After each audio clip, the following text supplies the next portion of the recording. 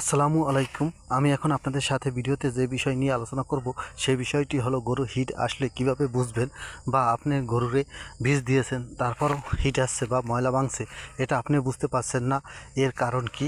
এই বিষয় নিয়ে এই ভিডিওতে আলোচনা করা হবে। আমার এই ভিডিওটি যদি আপনাদের একটু ভালো লেগে থাকে তাহলে প্লিজ লাইক, শেয়ার, কমেন্ট এবং সাবস্ক্রাইব করবেন। আপনাদের কোনো বিষয়ে যদি প্রশ্ন থাকে তাহলে আমাকে কমেন্ট করবেন, আমি পরবর্তী ভিডিওতে আপনাদের সেই বিষয়ে উত্তর দিয়ে দেব। দেখেন, এই যে গরুটি, এই গরুটিকে 2 গুণ আগে বীজ দেওয়া হয়েছে, কিন্তু এই বীজটি কনসেপ্ট করেনি, কিন্তু গরুর আবার হিটে এসেছে। খামারি ভাই অনেক সময় বুঝতে পারতেছে না যে আসলে এটা হিট না অন্য কিছু। দেখেন, আজকে সকালবেলা হিটে এসেছে, এখন বিকাল হয়ে গেছে। দেখেন মিউকাসটা কীভাবে ঘন হয়ে গেছে।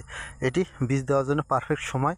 তাই আপনারা এরকম যদি মিউকাস ভাঙে বা ময়লা ভাঙে যে সাদা স্বচ্ছ পানির মতো, তাহলে বুঝতে পারবেন আপনার গরুটি হিটে এসেছে।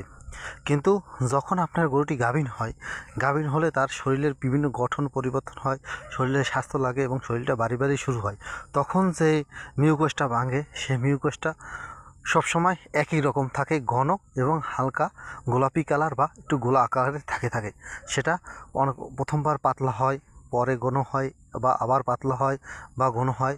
এরকম কোনো প্রকার সমস্যা হবে না, শুধু সেটা লালার মতন হালকা ঝুলে থাকবে এবং কিছু ঝুলার পরেই আবার শক্ত হয়ে যাবে।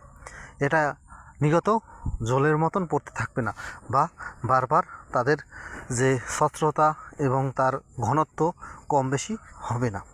এই ঘনত্ব বা কম বেশি হলে বা স্বচ্ছতা যদি থাকে, তাহলে বুঝতে হবে আপনি গরুটি বীজ ধরে নাই, আবার পুনরায় হিট দিতে হবে। আর হিট আসছে, পুনরায় হিটে আসছে, বীজ দিতে হবে। এই পুনরায় হিট আসার কারণ হলো একটি কৃমিজনিত সমস্যা, কৃমি এবং অপুষ্টিজনিত সমস্যা। তাই আপনারা আপনার গরুকে যদি যখনই হিটে আসবে বা বীজ দেবেন, তার আগে কৃমিমুক্ত করবেন এবং মাল্টিভিটামিন খাওয়াইয়ে নেবেন, তাহলে আপনার বীজটি ধরতে খুব ভালো হবে। আমার ভিডিওটি ভালো লাগলে প্লিজ সাবস্ক্রাইব।